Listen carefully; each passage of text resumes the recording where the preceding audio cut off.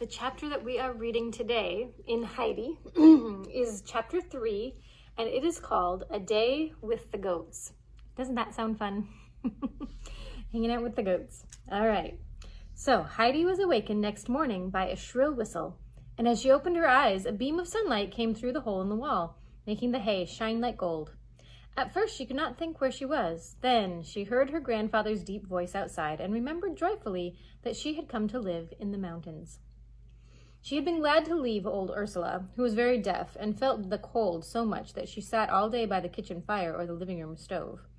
Heidi had had to stay indoors, where the old woman could see her, though she often longed to run outside and play. Now she jumped out of bed, full of excitement at all the new experiences awaiting her. She dressed herself as quickly as possible, then climbed down the ladder and hurried outside. Peter was waiting there with his herd, and her grandfather was just bringing Daisy and Dusky from their stall. She went to say good morning to them all. "Do you want to go up to the pasture with Peter?" asked the old man. This idea clearly delighted her. "You must have a wash first, or the sun will laugh to see you look so black." He pointed to a tub full of water, standing in the sun beside the door, and Heidi went over to it at once and began to splash about. Uncle Alp went indoors, calling to Peter, "Come here, General of the Goats, and bring your knapsack with you." Peter held out a little bag, which contained his meager lunch, and watched with big eyes as the old man put in a piece of bread and a piece of cheese, both twice as big as his own. "Take this mug too, and fill it for her twice at dinner time. She doesn't know how to drink straight from the goat as you do. She'll stay with you all day, and mind that you look after her and see that she doesn't fall down the ravine." Heidi came running in. "The sun can't laugh at me now," she said. Her grandfather smilingly agreed. In her desire to please the sun, she had rubbed her face with the hard towel until she looked like a broiled lobster. That means it was red. "When you come home tonight, you'll have to go right inside the tub like a fish, for you'll get black feet running about with the goats. Now, off you go." It was very beautiful on the mountain that morning. The night wind had blown all the clouds away, and the sky was deep blue. The sun shone brilliantly on the green pasture land and on the flowers, which were blooming everywhere. There were primroses, blue gentian, and dainty yellow rock roses. Heidi rushed to and fro, wild with excitement at the sight of them. She quite forgot Peter and the goats and kept stopping to gather flowers and putting them in her apron. She wanted to take them home to stick among the hay in her bedroom to make it look like a meadow. Peter needed eyes all around his head. It was more than one pair could do to keep watch on Heidi as well as the goats, for they too were running about in all directions. He had to whistle and shout and swing his stick in the air to bring the wandering animals together. "Where have you got to now, Heidi?" he called once rather crossly. "Here," came her voice from behind a little hill rock some distance back. It was covered with primulas, which had a most delicious scent. Heidi had never smelt anything so lovely before, and had sat down among them to enjoy it to the full. "Come on," called Peter. "Uncle said I wasn't to let you fall over the ravine." "Where is that?" she called without moving. "Right up above. We've still a long way to go, so do come on. Hear the old hawk croaking way up there?" Heidi jumped up at this last remark and ran to him with her apron full of flowers. "You've got enough now," he said, as they started to climb again. "Don't pick any more, otherwise you'll always be lagging behind. Besides, if you keep on, there won't be any left for tomorrow." Heidi saw the sense of this, and anyway, her apron was almost full. She kept close to Peter after that, and the goats went on in a more orderly fashion too, for now they could smell the fragrant herbs that they loved, which grew on their grazing ground, and they were anxious to reach them. Peter usually took up his quarters for the day at the very foot of a rocky mountain peak. On the steep slopes above there were only a few bushes and stunted fir trees, and the summit itself was just bare rock. On one side was the sheer drop over the ravine which Uncle Alp had spoken of.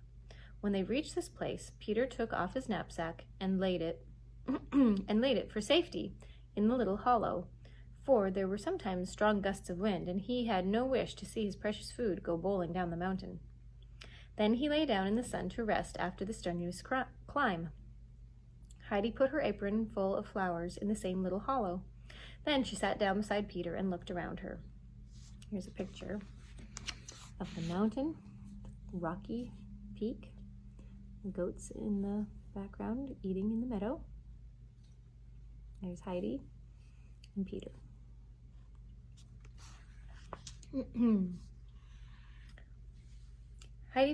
Then she sat down beside Peter and looked around her. The valley below was bathed in sunlight. In front of them, a snow-clad mountain stood out against the blue sky, and to the left of this was a huge mass of rock with jagged twin peaks. Everything was very still. Only a gentle breeze set in the blue and yellow flowers nodding on their slender stems. Peter fell asleep, and the goats climbed about among the bushes. Heidi sat quite still, enjoying it all. She gazed so intently at the mountain peaks that soon they seemed to her to have faces and to be looking at her like old friends. Suddenly she heard a loud noise. Looking up, she saw an enormous bird circling overhead with outstretched wings and croaking harshly as it flew. Peter, wake up, she cried. There's a hawk. Peter sat up, and together they watched as the great bird soared higher and higher into the sky and finally disappeared over the gray peaks. Where's it gone to? Asked Heidi, who had never seen a bird as big as that before, and had watched its flight with great interest. Home to its nest, replied Peter. Does it live right up there? How wonderful. Why does it make such a noise? Because it has to, explained Peter briefly. Let's climb up and see where it lives, she proposed. Oh, no, we won't. Even the goats can't climb as high as that. And don't forget, Uncle told me to look after you, he said with a marked disapproval. To Heidi's surprise, he began whistling and shouting, but the goats recognized the familiar sounds and came toward him from all directions, though some lingered to nibble a tasty blade of grass, while others butted one another playfully. Heidi jumped up and ran among them, delighted to see them so obviously enjoying themselves. She spoke to each one, and everyone was different and easily distinguishable from the others. Meanwhile, Peter opened his bag and spread its contents out in a square on the ground, 2 large portions for Heidi and 2 smaller ones for himself. Then he filled the mug with milk from Daisy and placed it in the middle of the square. He called to Heidi, but she was slower to come than the goats had been. She was so busy with her new playmates that she had ears and eyes for nothing else. He went on calling till his voice re-echoed from the rocks, and at last she appeared. When she saw the meal laid out so invitingly, she skipped up and down with pleasure. Stop jigging about, said Peter. It's dinner time.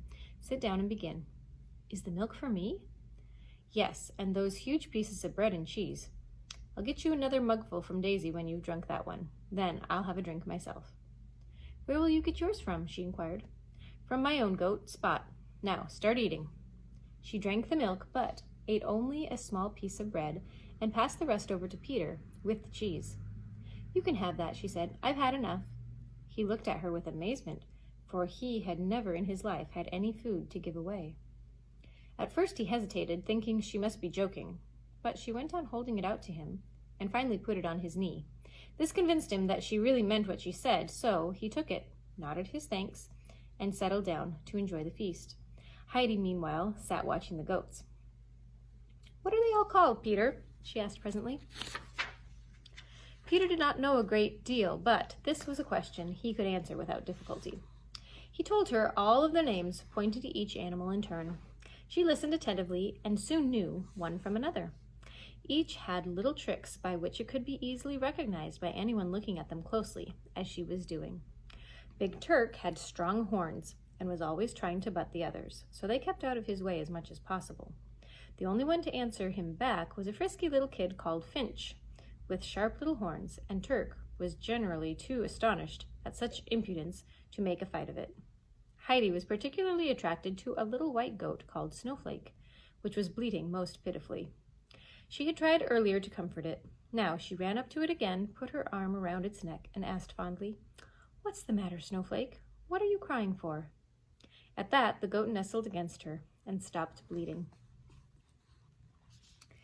Peter had not yet finished his meal, but he called out between mouthfuls, "She's crying because her mother doesn't come up here anymore. She's been sold to someone at Mayenfeld." "Where's her grandmother, then?" "Hasn't got one." "Or her grandfather?" "Hasn't one." "Poor Snowflake," said Heidi, hugging the little animal again. "Don't cry any more. I shall be up here every day now, and you can always come to me if you feel lonely." Snowflake rubbed her head on the little girl's shoulder and seemed to be comforted. Peter had now finished eating and came up to Heidi, who was making fresh discoveries all the time. She noticed that Daisy and Dusky seemed more independent than the other goats and carried themselves with a sort of dignity. They led the way as the herd went up to the bushes again. Some of them stopped here and there to sample a tasty herb. Others went straight up, leaping over any small obstacle in their path. Turk was up to his tricks as usual, but Daisy and Dusky ignored him completely and were soon nibbling daintily at the leaves of the two thickest bushes. Heidi watched them for some time. Then she turned to Peter, who was lying full length on the grass. Daisy and Dusky are the prettiest of all the goats, she said. I know. That's Uncle. He keeps them very clean and gives them salt, and he has a fine stall for them, he replied. Then he suddenly jumped up and ran after his herd, with Heidi close behind, anxious not to miss anything. He had noticed that inquisitive little Finch was right at the edge of the ravine, where the ground fell away so steeply that if it went any further, it might go over and would certainly break its legs. Peter stretched out his hand to catch hold of the little kid, but he slipped and fell, though he managed to grasp one of its legs, and Finch, highly indignant at such treatment, struggled wildly to get away. Heidi, come here, called Peter. Come and help. He couldn't get up unless he let go of Finch's leg, which was nearly pulling out of its socket already. Heidi saw at once what to do and pulled up a handful of grass, which she held under Finch's nose. Come on, don't be silly, she said. You don't want to fall down there and hurt yourself. At that, the little goat turned around and ate the grass from her hand, and Peter was able to get up. He took hold of the cord on which the little bell was hung around Finch's neck. Heidi took hold of it too, on the other side, and together they brought the runaway safely back to the herd. Then Peter took up his stick to give it a good beating, and seeing what was coming, Finch tried to get out of the way. Don't beat him, pleaded Heidi. See how frightened he is. He deserves it, Peter replied, raising his arm. But she caught hold of him and exclaimed, No, you're not to. It will hurt him. Leave him alone. She looked at him so fiercely that he was astonished and dropped the stick. I won't beat him if you'll give me some of your cheese again tomorrow, he said, feeling he ought to have some compensation after the fright that the little goat had given him.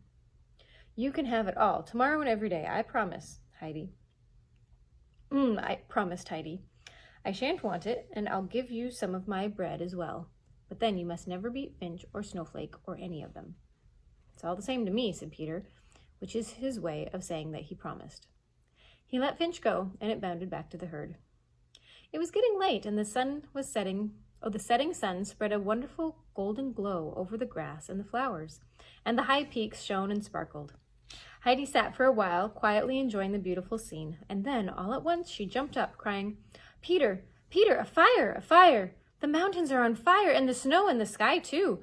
Look, the trees and the rocks are all burning. Even up there by the hawk's nest, everything's on fire.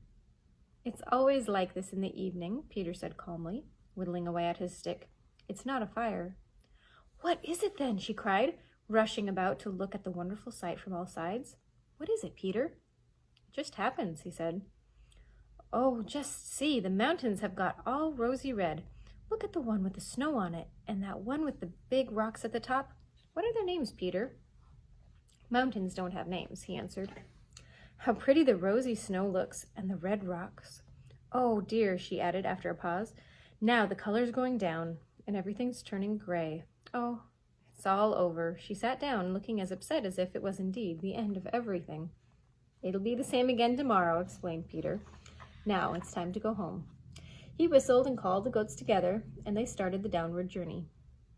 Is it always like this up here? Asked Heidi hopefully. Usually. Will it really be the same tomorrow? Yes, it will, he assured her.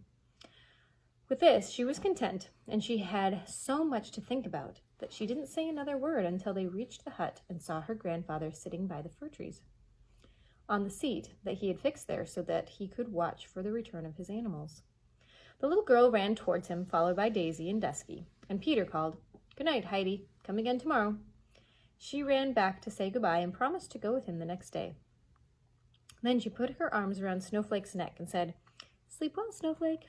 Remember, I'll be coming with you again tomorrow, and you're not to cry any more. Snowflake gave her a trusting look and scampered off after the other goats. Oh, Grandfather, Heidi cried as she ran back to him. It was lovely up there, with all the flowers and then the fire and the rosy rocks. See what I brought for you." She shook out the contents of her little apron in front of him, but the poor flowers had all faded and looked like so much hay. She was terribly upset. "What's happened to them? They weren't like that when I picked them." They wanted to stay in the sun and didn't like being shut up in your apron," he explained. "Then I shall never pick any more. Grandfather, why does the hawk croak so loudly?" "You go and jump in the wash tub while I milk the goats," he replied. "Then we'll have supper together indoors, and I'll tell you about the hawk." As soon as Heidi was settled on her new high chair, with her grandfather beside her and a mug of milk in front of her, she repeated her question. "He's jeering at all the people who live in the villages down below and make trouble for one another. You can imagine he's saying, 'If only you would all mind your own business and climb up to the mountain tops as I do, you'd be a lot better off.'" The old man spoke these words so fiercely that it really reminded Heidi of the croaking of the great bird. "Why haven't mountains got names?" she asked next. "But they have," he told her, "and if you can describe one to me so that I can recognize it, I will tell you its name." So she told him about the mountain with the twin peaks and described it very well. Her grandfather looked pleased. "That's called Falkness." "Falkness," he said. Then she described the one covered with snow, and he told her its name was Sessaplana. Sessaplana. "You enjoyed yourself then?" he asked. "Oh, yes," she cried, and told him of all the wonderful things that had happened during the day. The fire in the evening was the best of all. Peter said it wasn't a fire, but he couldn't tell me what it really was. You can, though, Grandfather, can't you? "It's the sun's way of saying goodnight to the mountains," he explained. "He spreads that beautiful light over them so that they won't forget him until he comes back in the morning."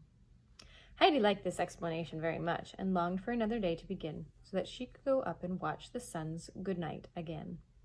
But first she had to go to bed, and all night long she slept peacefully on her mattress of hay, dreaming of mountains and flowers and of Snowflake bounding happily about in the midst of it all. That's the end of chapter 3. So for today, we will say goodnight, and I'll see you again tomorrow. Bye.